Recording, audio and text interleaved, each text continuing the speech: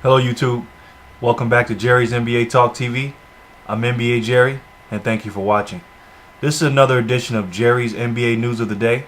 I'm going to get you caught up with all the weekend's NBA news. So let's get it started. First, the Sacramento Kings signed Antoine Wright. He used to play with the Toronto Raptors. If you guys don't know who he is, decent outside shooter. He's a pretty good athlete, doesn't drive to the basket a lot, but a solid role player off the bench. Kings also signed guard Pooh Jeter, who played overseas for the Ukraine and played for the Cavs Summer League team. He's a real good point guard, can run the team, and can be a solid second or third string guard for the Sacramento Kings. Terms for both of these players are undisclosed. The San Antonio Spurs signed guard Gary Neal. Now, if you don't know who he is, he played for the San Antonio Spurs Summer League, he led them in scoring. He's a solid role player who can score and play defense. He's a combo guard. He can play the point and the two. I like him. He's a real good pickup. I've seen him play in the Summer League. He's a real good pickup with the Spurs. You know how the Spurs are. They always get steals in the draft. Terms of that deal is also undisclosed. The Cleveland Cavaliers signed guard Christian Ainga. He's from the Congo. Guy's a high flyer, very athletic, can jump out of the gym. He's a combo guy as well. He can play the 2 and the 3. He's 6'5". Like I said, very athletic, wiry. If you guys don't remember, he was drafted in 2009 by the Cavaliers. He is the first player that the Cleveland Cavaliers have signed since LeBron James has left. Terms of that deal are undisclosed as well. Celtics re-signed Marquise Daniels to a 1-year, $2.5 million contract. Very good signing for both Boston and Marquise Daniels. He played pretty good for them last season. Pretty good role player. In my opinion, I think they played him a little bit too much at the point. He needs to stick to his original position, shooting guard, but he can play a little bit of point too. But Marquise Daniels can score and play defense, so good signing by the Celtics to retain Marquise Daniels. The Chicago Bulls acquire C.J. Watson through a sign-and trade. They gave up a second-round pick to the Warriors. If you don't know who C.J. Watson is, he's one of the backup guards that played for the Golden State Warriors. The guy can score. He's very, very quick and athletic, has good ball handling skills, so he'd be a very good fit with the Chicago Bulls. Also, my sleeper pick in the draft, Greg Monroe, will be out 3 to 4 weeks after undergoing successful surgery on his right foot. So he'll be okay for training camp. He just needed to have surgery on that foot that was bothering him. So he'll be fine and he'll be ready to go.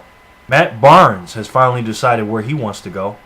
Matt Barnes has signed a 2-year deal with the Los Angeles Lakers worth $3.6 million. Now that's a very interesting signing. That is a great signing for the LA Lakers and also a great signing for Matt Barnes. If you guys didn't know this, Matt Barnes was offered $9 million for 2 years with the Toronto Raptors, and also Cleveland Cavaliers are going to give him a lot of money too. But I guess what Matt Barnes decided to do was take less money to increase his chances on winning the championship, and I can't get mad at him for that.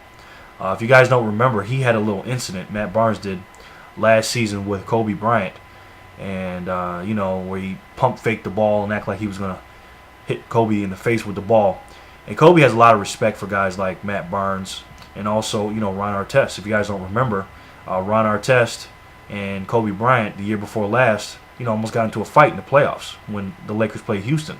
So if a lot of you guys are wondering how in the world Kobe's going to get along with Matt Barnes, I'm here to tell you folks, if Kobe can get along with Ron Artest, he can get along with anybody. Also, the Lakers tried to get Raja Bell too. And remember, Raja Bell was, infamously known for, clotheslining Kobe Bryant in the playoff game a couple years ago. So, Kobe Bryant respects those guys, those tough guys. So, the Lakers, to me, have improved. They picked up Steve Blake, who's a great addition off the bench, great point guard. Also, they picked up Theo Ratliff, who's a great defensive player, great shot blocker. Matt Barnes, who's known for hitting threes, his toughness and playing defense. And then they re-signed Derek Fisher. So, obviously, with Ron Artest and Kobe Bryant being a first-team all-defensive team player, they're a legitimate defensive team now, the LA Lakers. So if anybody out there just think Miami Heat's just going to walk in and win a championship, the Lakers have a little bit to say about that. They are the world champions, and just remember, folks, they just got better. So we'll see what happens. It's going to be real interesting. Timberwolves president of basketball operations, David Kahn, was fined $50,000 for his comments made about Michael Beasley.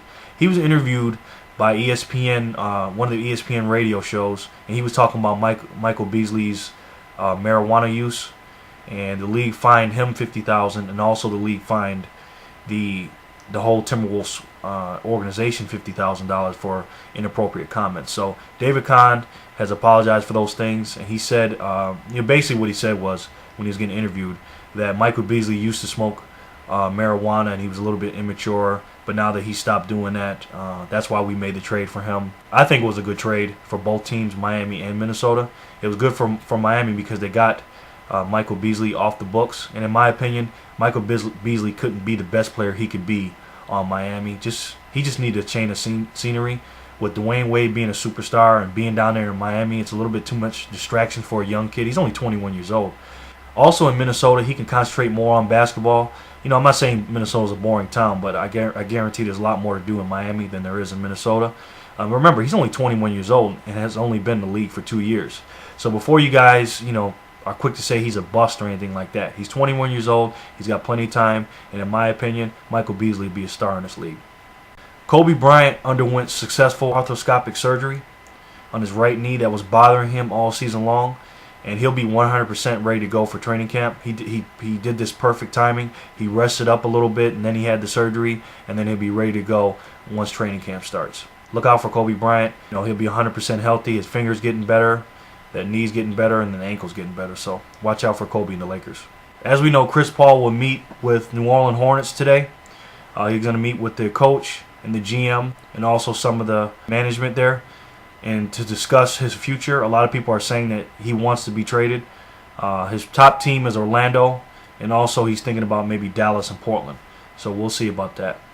Now, the last question I asked you was concerning Chris Paul. If you guys don't remember it, here it is. Here's my question, folks. Once Chris Paul meets with the Hornets management, in your opinion, do you think they will say enough to convince Chris Paul to stay in New Orleans?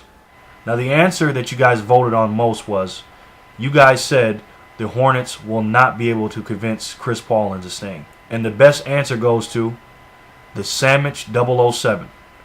Great answer on that. You can find that answer underneath the video in the comment section. He broke it down really, really good. So great job on that comment. And great answer. Before we get into Jerry's NBA question of the day, the blue and white USA basketball game was played over the weekend. And what this game was, it was in Las Vegas. And basically it's the USA team that's going to be playing in FIBA in 2010 for the World Championships in Turkey. It's a group of guys that got together that are trying to make the team, and they split them up, blue versus white. And basically what they're doing is seeing who wants to make the team. It's like almost like a tryout, but also to get them some reps and get them used to playing with each other, running the offense and things like that. So America can see the players. Also, like I said, they can get familiar with each other and see who can make the roster. The white team, who featured Tyson Chandler, Kevin Durant, Stephen Curry, Eric Gordon, Danny Granger, Andre Iguodala, Lamar Odom, Derrick Rose, and Gerald Wallace. The blue team featured Chauncey Billups, Rudy Gay, Rajon Rondo, Brook Lopez, Kevin Love, O.J. Mayo, JaVale McGee, and Russell Westbrook. The white team went on to win 114-96, led by leading scorer Kevin Durant. He led all scorers with 28 points. Very good game, very entertaining. These guys are some great players, and this was a great game, very entertaining. It was almost like an all-star game, but with a lot of defense. So like I said, very entertaining game. Now, with that being said, let's get into Jerry's NBA question of the day. Speaking of, the team, the USA Olympic team, August 9th, they'll be moving to New York City for the next step. They'll be doing a training camp there. Now, all the players that I mentioned will not be going there. This game that they had was almost like a tryout to see who's going to make the team. Now, the final roster will be 12 players once they go over to Turkey. But to go to New York City for the next step, or phase 2, for training camp, they're going to bring 15 players. Here's my question, folks.